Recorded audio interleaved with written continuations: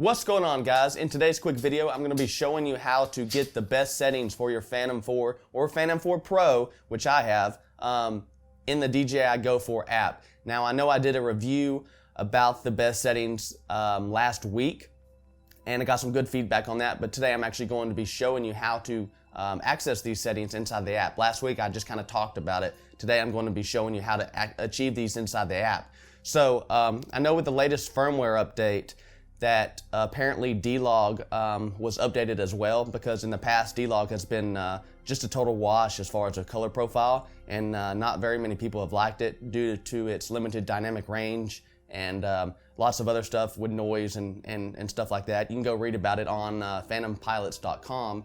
But anyways, oh, by the way, that was pertaining to the Phantom 4 Pro. So today I'm going to be just showing you how to achieve the best settings that I personally think. Now, some people will maybe change this up a little bit. This is just my opinion with my experience on flying. So with that being said, guys, we can go ahead and jump into the app and let's go.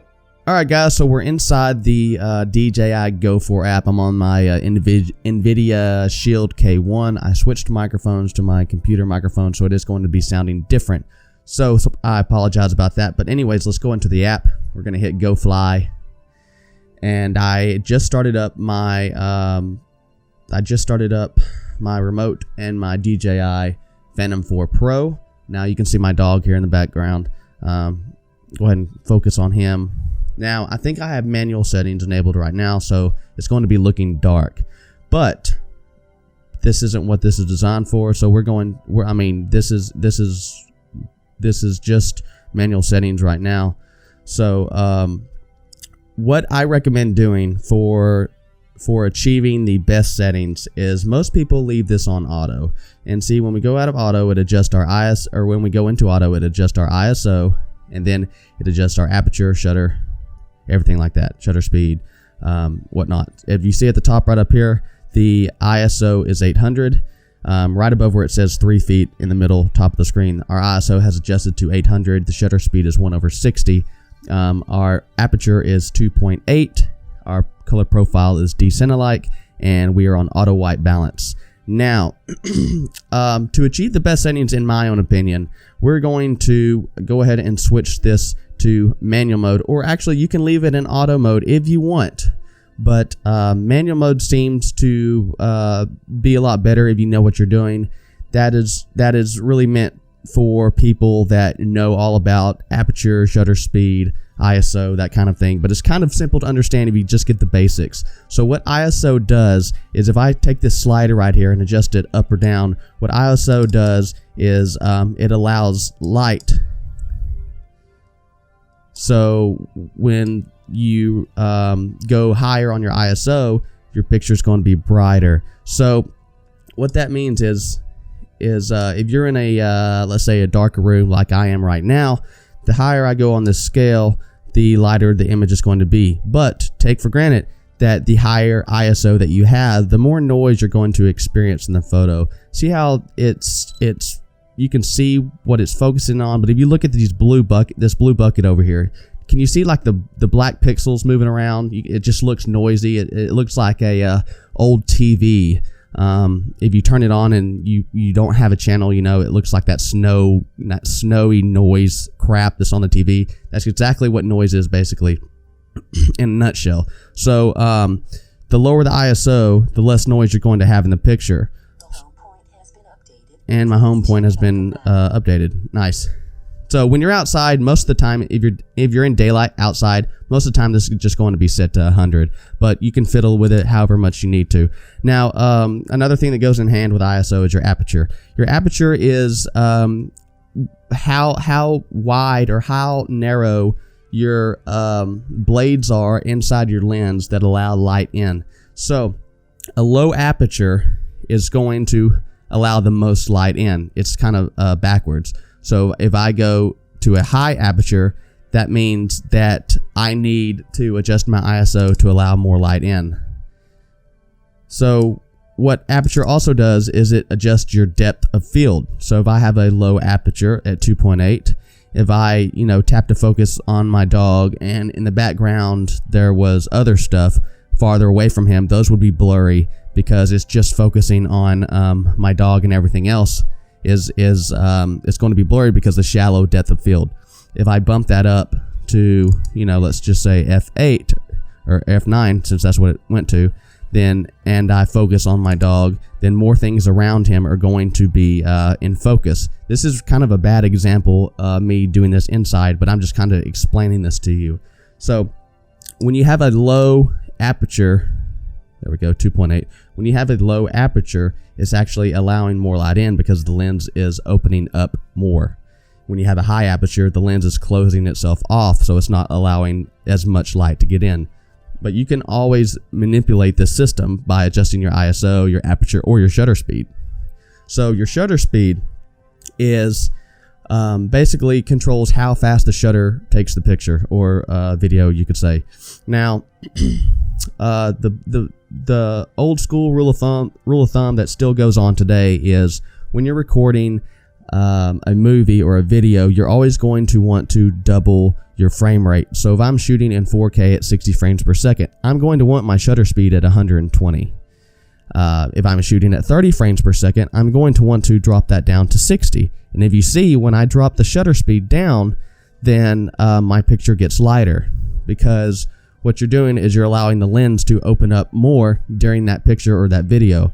I shouldn't say more, it's staying open longer, I should say. So if you have a really fast shutter speed, that means your camera's taking an image really fast, and it's going to darken your picture because it's not allowing as much light in as if you had a low shutter speed, like 60. So the faster the shutter speed, this is for pictures, what I'm fixing to say, but the faster the shutter speed, the motion in your picture is going to be more crisp. So if you take a picture of a moving car at shutter speed 60 and take a picture of a moving car at shutter speed, let's say 2000 or 3200, the picture with a shutter speed at 3200 is going to look very sharp compared to 60. It's going to be blurry at 60 because the camera is not taking the picture as fast. I hope that is somewhat understandable.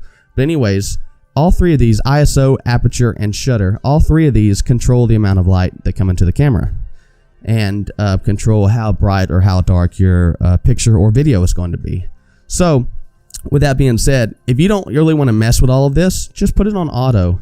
The main reason for this video is more for the color profile and whatnot. My cats are playing all in the background. I hope that's not too loud, but auto is good for beginners. If you want to slowly get into it, I would choose manual, and you can play with the settings. The A is for aperture priority. The S is for shutter priority. I'm not going to go over those, but you can read about those if you want to. It kind of locks some settings and allows you to play with just your other settings and whatnot. But that's for a different video. I'm trying to make this short as possible. So with that being said, guys, I'm just going to put this on auto for the next part, just to show you what I mean. So with that being said, if you go into video and video size, right now I'm recording at 4K at 60 frames per second. Now, a lot of people are using the new H.265 Kodak with the Phantom 4 Pro. I am not, because you are limited to 30 frames per second with the Kodak. If I go, let's see where that is at. And if I go to encoding format down here at the bottom, and I change this to H.265, it is basically telling you that I have to lower my frame rate because I'm at 60 frames per second on H.264, and H.265 at the moment can only record up to 30 frames per second. So I'm going to cancel that. I like 60 frames per second just because if you need to slow something down, you can, and it doesn't get kind of crappy in the video. So I'm leaving mine at H.264. I am leaving my video size at 4K, 60 frames per second. Now, these are all personal settings. Change it how you want to. If you want to record in 1080p at 120 frames per second, by all means do it. But I always record my videos at the moment at 4K, 60 frames per second. So the next one is video format. You only have two options here, either MP4 or MOV. And there's my cat coming in. One of the three. But anyways, if you're on a Apple computer, a Mac, I would choose MOV. If you're on a Windows-based system, I would choose MP4. That's just the basic of it. MP4 works best with Windows computers. MOV or Move works best with Apple computers. So it's pretty simple to understand there. NSTC PAL, if you're in the United States or North America or whatnot, this side of the world, I would choose NTSC. If you're on the other side of the world, I would choose PAL. Simple enough as that. That's just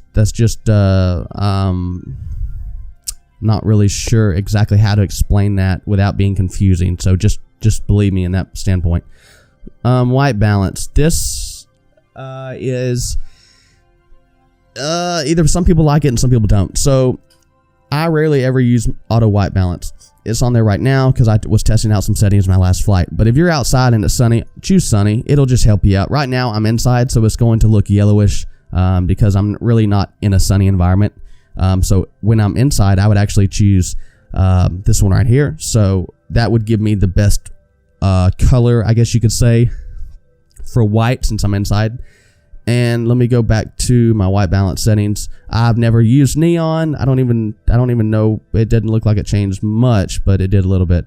Custom. If you're a big geek, I shouldn't say geek, but you can always set your custom white balance in Kelvin, on the Kelvin scale. So the higher the Kelvin number, the warmer the picture or the warmer the video is going to look. It's going to bring out those oranges and yellows. And the lower the number, the blues are going to come out. See what I'm saying? Well, it's kind of hard to tell now. I'm inside, but the cooler the picture is going to look at a lower Kelvin, and the higher the Kelvin is going to look warmer. I don't mess with that too much unless I'm trying to get like the perfect picture. Otherwise, I either put it on cloudy if it's cloudy outside and I'm flying, or sunny and it's sunny outside and I'm flying. If you want to choose auto and not have to worry about it, you can. It's just not going to be the perfect match, but it still turns out a great video. So right now I'm just going to leave it on auto. So style, this has been talked about for pages and pages and pages on phantompilots.com. Now, I don't do that much testing as far as getting into the nitty-gritty parts. There's a lot of guys on this forum that will take every profile or every color profile and test it with the graphs and test the noise and I'll do all of that stuff. I don't have time to do that, and I don't know as much about it to do that. So I just kind of go off of what they say. And if you want to look at a more detailed comparison between all of this stuff, then you can go on phantompilots.com and then go in the Phantom 4 Pro discussion, and I think the title is called Color Dynamic Range or something like that. So with that being said, let me hop out of style. I meant to go into color. I'm talking about color profiles. So DJI added all these different ones down here that I have not even looked at all, so I don't know anything about those. I'm just talking about the three main ones. They took away art back, I don't know, a month or so ago before the Pro came out. But we also had some other color profiles that were compared, but those have obviously been taken out as well. But anyways, guys, the best settings, I think, and a lot of people agree, are either you're going to be using none or descent alike. Now, like I said, on D-Log, D-Log is a more flat profile. It's supposed to capture more detail in the image, but it's been kind of crappy in the past as far as what I've read. But with this new firmware update, it's supposed to be better. I'm still waiting on final results. If they think that these guys that test all this, if they think that D-Log will be the new standard. But as far as right now, my first three flights or so, I have shot in none. And then my last two flights I've shot in descent alike. Now there's little difference between the two. It's more, the difference really is more the high dynamic range and noise and a couple of other things. But you can't go wrong with none or descent alike. So I would choose either none or descent alike when you're flying. If you want to read up on the other stuff, remember I said go to phantompilots.com and read up on that. But as far as the standard at the moment for the best quality image that these guys think you can get, none or descent alike is the best. I have, like I said, used none in the past, but I'm going to switch to descent alike because I think that is a little bit better as far as colors and whatnot that I can edit and post. So, and then the last thing I was going to talk about is the style. Now, when I used none, I used the standard 000, and it came out well and it did good. Sorry, I got stumbled up there, but what it means is sharpness, contrast, and saturation. So I just left those on all zeros. I didn't add any, I didn't subtract any. And when I was flying and I would edit my video in post, I noticed that I couldn't do anything with sharpening. Contrast was iffy, and saturation was a little iffy as well. So what that means is leaving these all set to 0. It's allowing the DJI Phantom 4 Pro to basically adjust your settings, and that's really something I can't mess with anymore because they're already kind of, I wouldn't say oversaturated or over sharpened or anything like that, but if I do anything else in post, then I can't play with it as much as I wanted to. So I chose custom, and I put -1 to sharpness, -2 to contrast, and -2 or -3 to saturation. What this basically does is it doesn't let the quad edit your videos as much as you want it to. It allows you to edit your videos how you want to in post and have more flexibility on the numbers and adjusting, adding and subtracting more sharpness or more contrast or more saturation in post. So with that being said, those are what I recommend, or those what I like. Like I said, everyone's going to have a different opinion, but this is a good starting point, and I really hope that I helped somebody with this. Some people choose different settings, but these have worked out for me or whatnot. So last setting real fast, guys, or last tab of settings really fast is the histogram. This is it right here, what I'm dragging around. This allows you to kind of take a look at your video or your picture and see how light or dark it is. You see this curve or this little mountain right here, more on the left side of the picture. That means that my picture or my video is a little dark. So if I were in manual settings, do you see how the curve moved all the way to the left? Not curve, but the little mountain things. That's basically telling me that my picture is dark. I need to add some more light in the picture, which I can adjust it with Aperture or the shutter speed or the ISO. To make it simple, I'm just going to adjust it with the ISO. So when you're looking at these little mountains on the histogram right here, the more on the left side it is, the darker the photo. The more on the right side it is, the lighter the photo. You kind of want to keep it in the middle when you're shooting this. So like right there, that would be perfect. That means I'm not if I put it all the way up and it's bright, see, I'm overexposed right now. And if I put it all the way down, I'm underexposed. So if you want to keep it kind of in the middle, it's just it's helpful tool in helping you determine the correct lighting for your picture or your video. It's a really nice thing to have. So if I go back, let me move this back down here. And video caption, I have never used that. That's just, I wouldn't use it. I don't know. Overexposure warning. All right, so you see this up here. Well, you see my window in the kitchen over there. See how it's zebras? That's what it's called, a zebra. What it does is it takes an overexposed part of the picture or a video and it kind of stands it out to you, so you know that part right there is overexposed. So if I go into my ISO and I adjust this at 6400, I'm overexposed right now, and it's showing me what parts of the picture or what parts of the video are overexposed. My dog kind of looks weird with this right now, but anyways, it's a nice tool to have. I don't really use it that much because I can judge by the histogram. See how the histogram down here in the bottom left, let me bring it up. See, it's all the way to the right, that meaning I'm overexposed. And the zebra is just another helpful tool, or overexposure warning is another helpful tool to allow you to compensate for your videos or photos. Autofocus assistant. This is what this does is when you're outside or when you're flying or whatnot and you're tapping on the screen, and let's say I tap right here, what it does usually is it zooms in and it shows you what exactly you're in focus.